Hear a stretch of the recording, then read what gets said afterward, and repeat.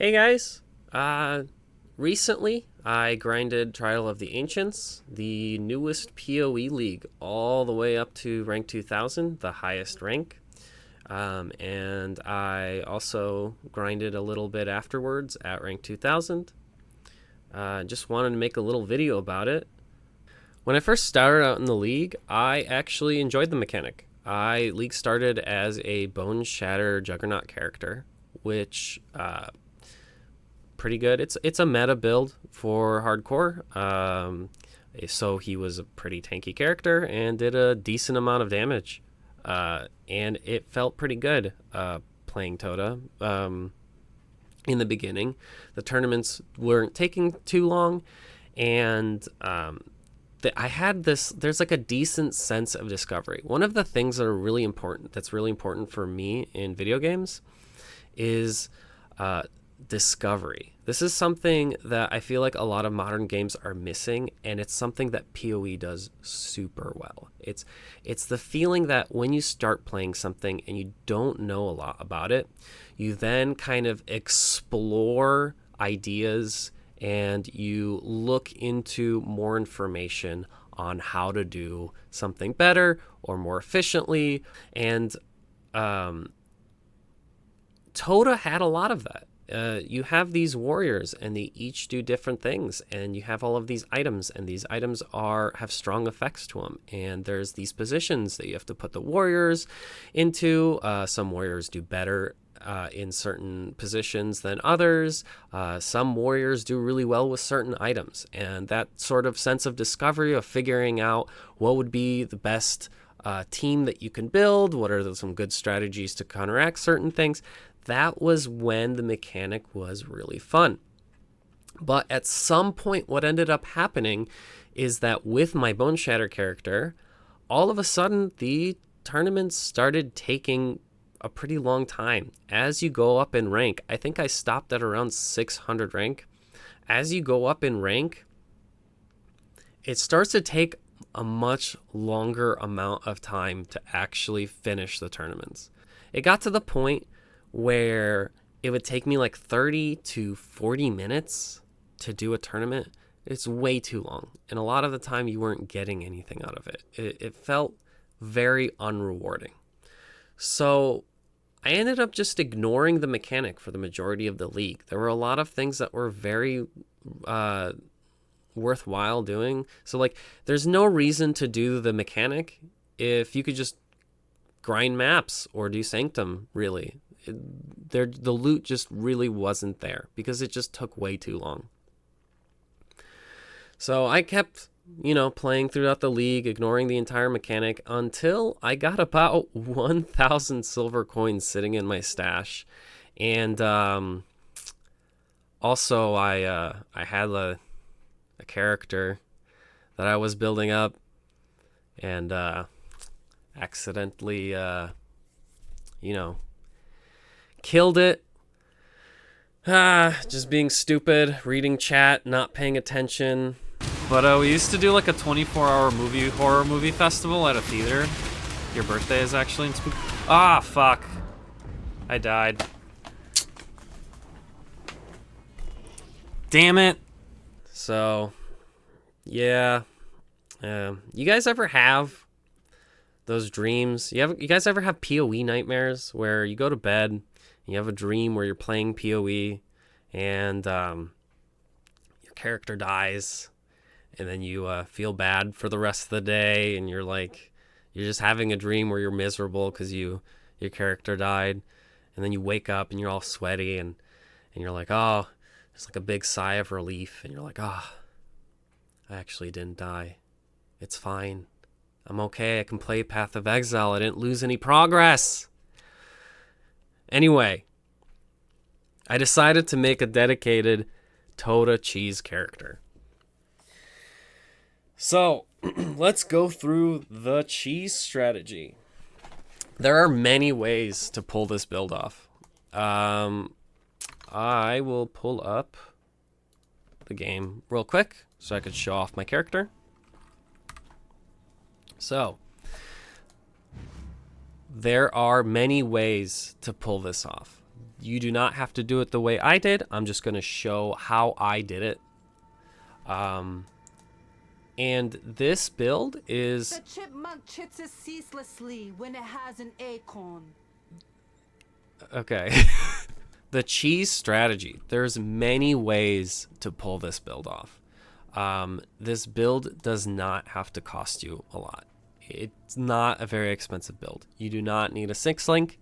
You can go do just as well with a 5-link. You do not need to spend divs. You do not need alternate gems. You do not need any crazy things for this build. It's all unique items. It's super cheap. It's super easy to build. Let me explain how I did it and some options that you have that are probably cheaper. So I went with Raider. Because you get 40% extra chance to suppress spell damage. You need 150% spell suppression because of acrobatics. You want to take acrobatics. You want to get 75% spell dodge. On top of that, you get onslaught, just makes your character quicker. You get 10% more chance to evade attacks, which just helps you get to evasion cap easier. You get a whole bunch of evasion. And you get phasing. So it's a pretty good, cheap way of getting a whole bunch of stats that are really useful for TotA. Now you need to get spell block and attack block. And a pretty easy way of achieving this is you get Widow Hail and Rear Guard. So you want to kind of play around with the values so you can get 75% block attack damage right off of the bat. Now, spell block is not so easy. You get 15% times the value you get from your crude bow. I decided to get some rainbow strides for some chance to block spell damage.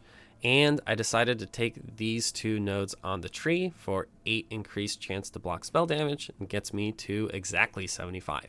If you still do not have 75% block spell damage, what you can do is there are tattoos that give you spell block, and there's also some unique jewels that give you spell and attack block if you want to use those as well. They're not expensive. You have to corrupt a jewel in order to get them, but they're another option you can use. I used Elevore for the helmet just for some spell suppression, and I had a pretty decent helmet enchant.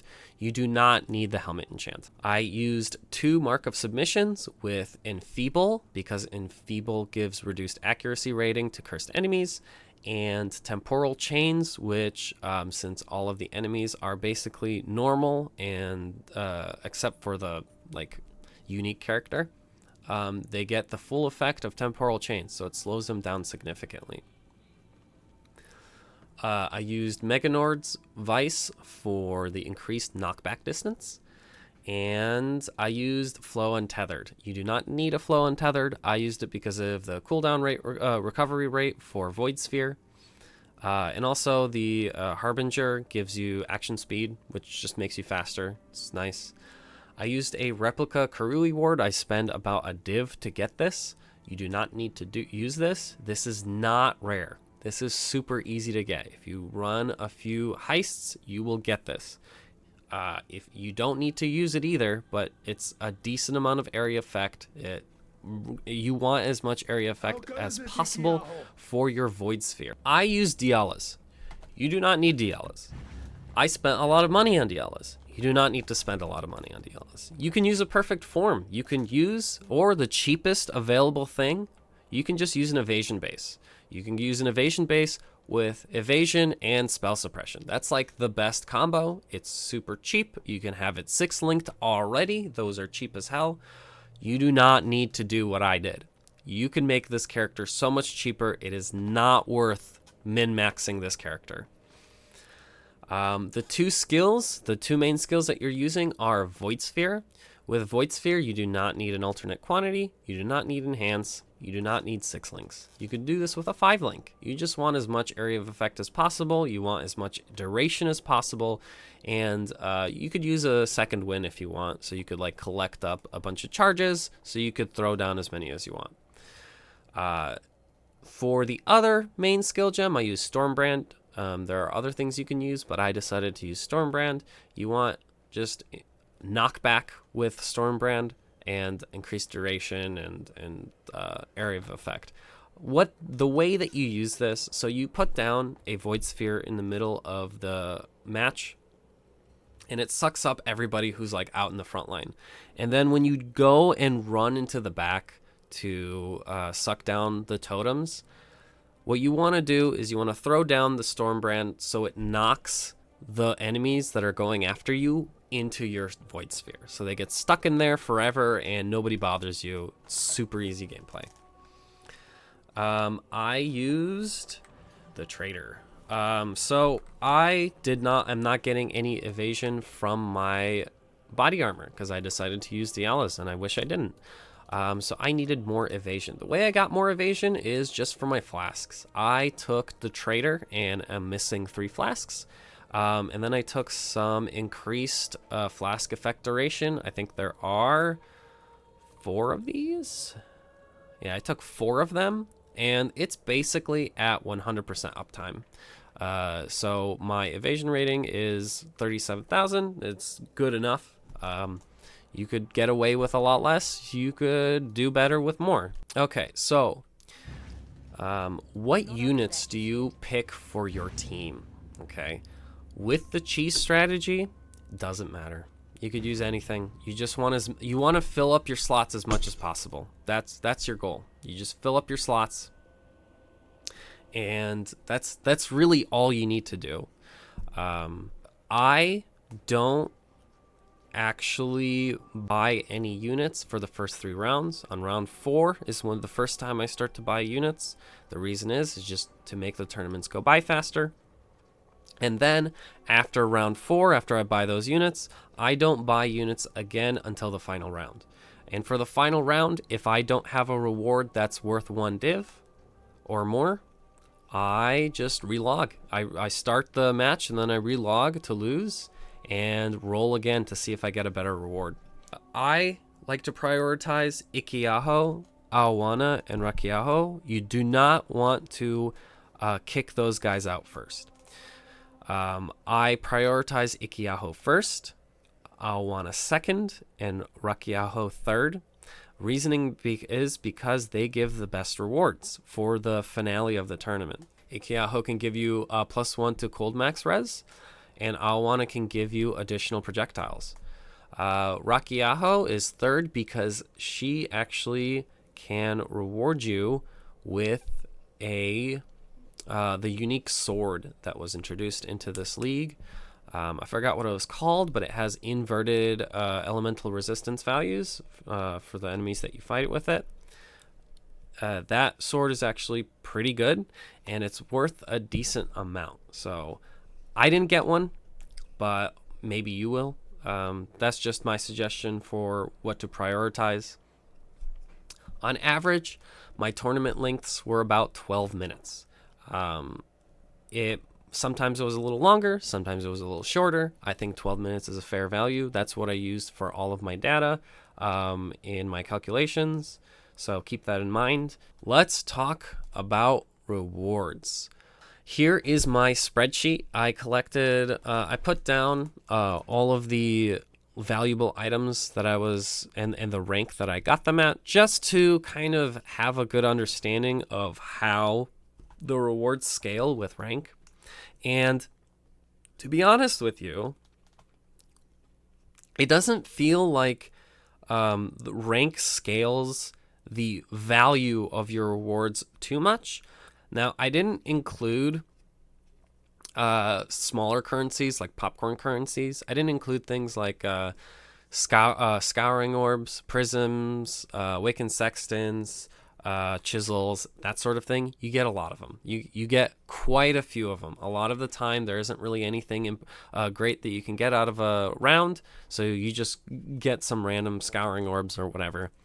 I didn't include those. You do get a lot. The thing that I noticed the most is that the stacks of those currency goes up with rank, and they can go up quite a lot. There's a lot of times where you can get 20 scouring orbs or 20 chaos orbs in one round. Not that bad, to be honest.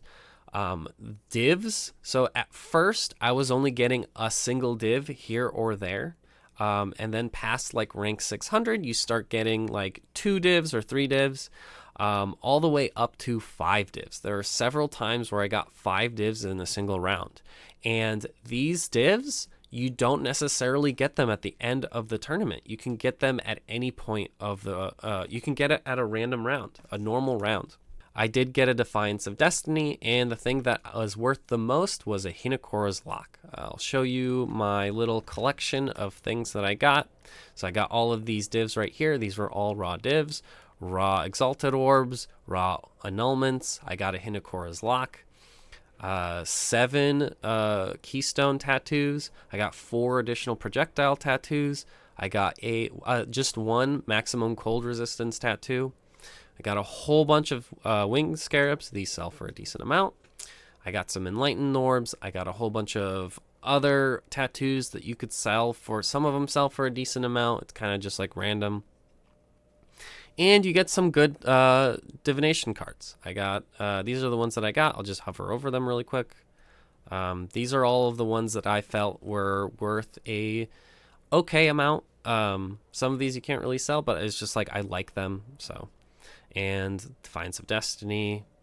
Got 3 Warrior's Tales. You do get Forbidden Totems. They're not really worth that much, but I would select them when I would get them. And yeah, these are the big items that I got. I also got a Brass Dome. I did not get that many unique items. It felt like the rarity of the items were not going up. So, okay, let's talk about the numbers. Oh yeah, I did get around 680 Chaos Orbs, so you do get a lot of popcorn currency. Okay, let's talk about the total div numbers. I decided to separate this into 2 columns. The amount of divs that I got with the lock and the amount of divs that I got without the lock. And the reason why I did this is because the lock is very rare. You might not get one. You might grind all the way to rank 2000 and you might not get a lock. That's just how it is. That's RNG. I was pretty lucky. I got it pretty early, and then I didn't get another one later. So that's why I decided to keep them separated. The total amount of silver coins I used, it was about 1,300. And the total divs that I received with the lock, if I sold everything, it's 291 divs. And without the lock, if I sold everything, it's 171. Per tournament, it was about 1 div without the lock. And for divs per hour, it was about 5 without the lock and 8 with the lock. If I sold all of these tattoos, which, to be honest with you, it's late in the league, I can't really sell them. So keep that in mind. You know, I'm in a hardcore trade. There's not a lot of people trading right now. It's towards the end of the league. I should mention these values might seem a little inflated to you. That is because in hardcore trade, when the trade kind of dries up and there's only a few players on the league, the values for listed items on trade start going up. They start going up because nobody else is online trading them. So I think, like, for example, Warrior's Tale, I remember them being 2 divs. Now they're 4. So keep in mind that the values are a little inflated. In reality, in the beginning of the league, this would have been much, much lower. But I don't have that data. I'm just going to give you the values for what the league is currently. Now that the data is out of the way, I wanted to talk about some of the thoughts I had about TotA. So with the cheese, I did not have fun. I don't think that this game mode is fun when you're cheesing it. There's just a lot of problems. But before I just like talk shit about TotA, let me talk about the positives there, because there are some great additions to the game with this league. I loved tattoos. Tattoos are great. When you're making a build, they're so good for rounding out the edges. It makes it so much easier to fit upgrades. Let's say you're playing a character and you're working on an upgrade, and you finally craft an upgrade or you buy an upgrade for your character, but you cannot fit it into your character. Not yet, because if you do, it completely bricks your character. Your resistances are not capped anymore, or your attributes are messed up. And what you have to do is you have to sit around and craft or buy other items in order for you to fit that upgrade into your build and actually make it feel like an upgrade. A lot of the time, what I would end up doing is like, I want to fit a new item onto my character, a new upgrade. I would have to play around with all of the passive points and lose power somewhere else in order to fit that item in temporarily. So I would, lose power somewhere else, put that item on, and the increase in my power is less than it should be because I lost power elsewhere temporarily. It doesn't completely fix the problem. You're not gonna just like put a bunch of tattoos on your character to like solve every issue that you need, but it makes it easier to do so. Some of the late game upgrades with tattoos comboed with jewels was really strong. Things like Unnatural Instinct and Warrior's Tale to like double up the effect of your tattoos, or to have tattoos in effect with Unnatural Instinct. Really cool ways of interacting with your passive tree and tattoos. Felt really cool. Some of those things were a little too strong. I thought it was a little too easy to get 90 max all res. So basically for this league, use Unnatural Instinct and Warrior's Tale to get a whole ton of max res on your tree for very like low value. I guess not they're expensive, but low value, I mean, is just very efficient. You're not really losing a lot of power in order to fit it on your character. One of the aspects that I did like about TotA is choice of reward. You had a choice of reward throughout the entire tournament.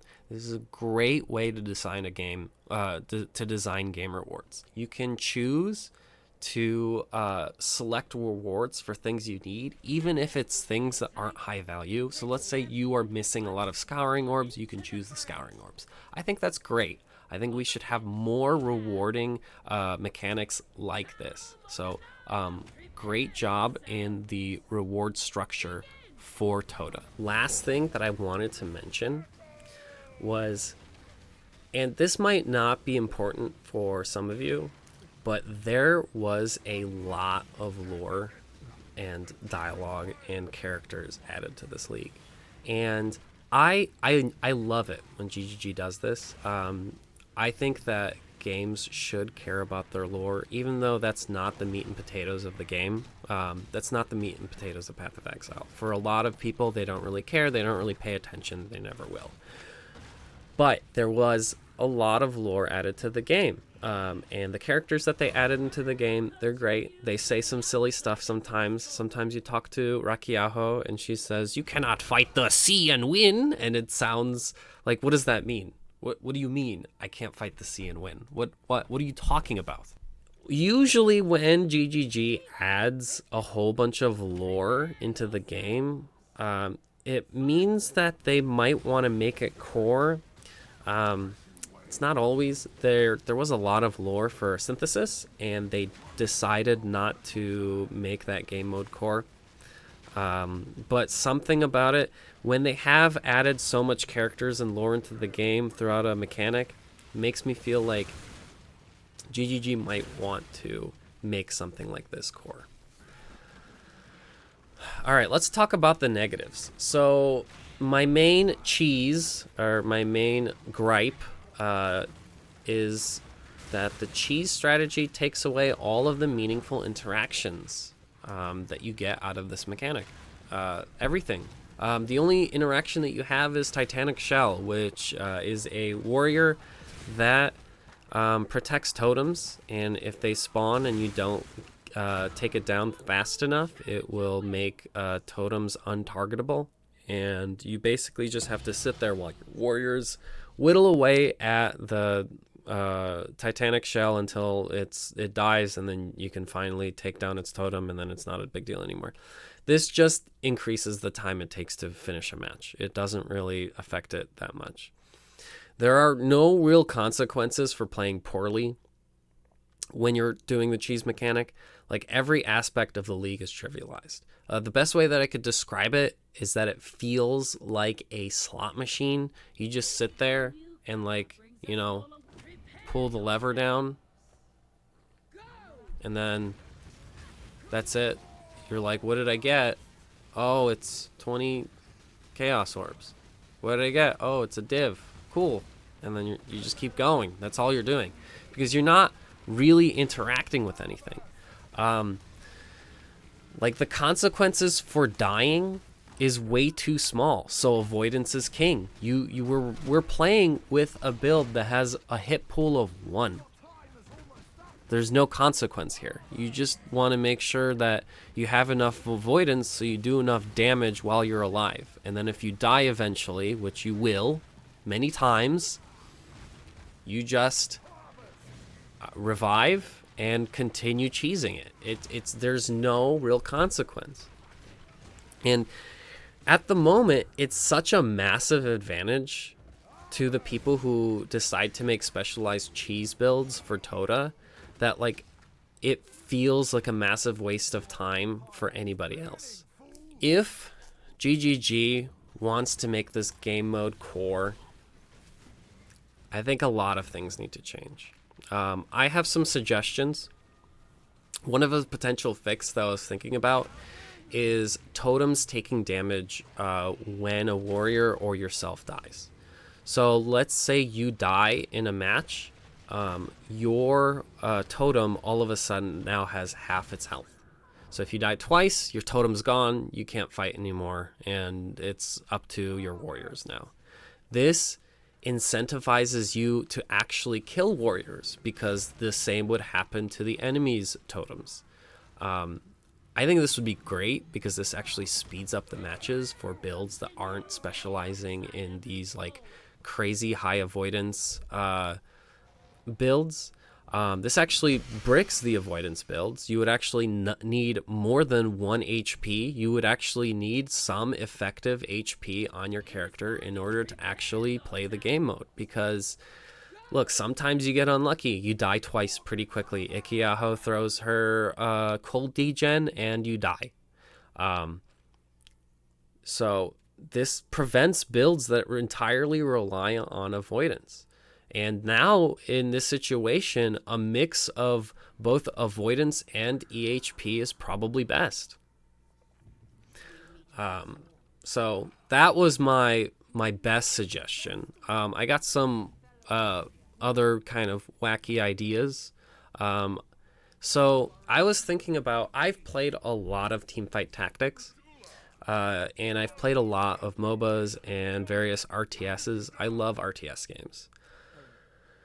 And the first thing that I thought about this game mode is that, so Path of Exile always has a lock screen on your character, and the game mode felt really weird with a locked screen.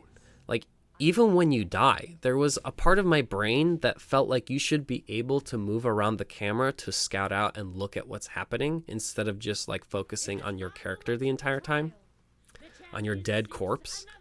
It felt weird that it's a locked screen. Let's say something's happening in your base and you want to figure out what that is. You cannot just, look over there. You have to physically move your character to look over there.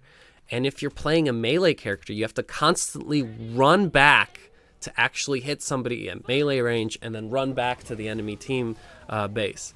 It felt really weird. And I just wanted to be able to scout out what's going around in the map. This makes it easier to use the field items. Those felt really strange because for the majority of the time, you're never really sitting around on your own base. You're in the enemy's base. And if you need to use one, you can't because you have to be physically present in order for it to click it and actually use it. Should TotA stay? Let me preface this with I really, really want it to. I want TotA to stay.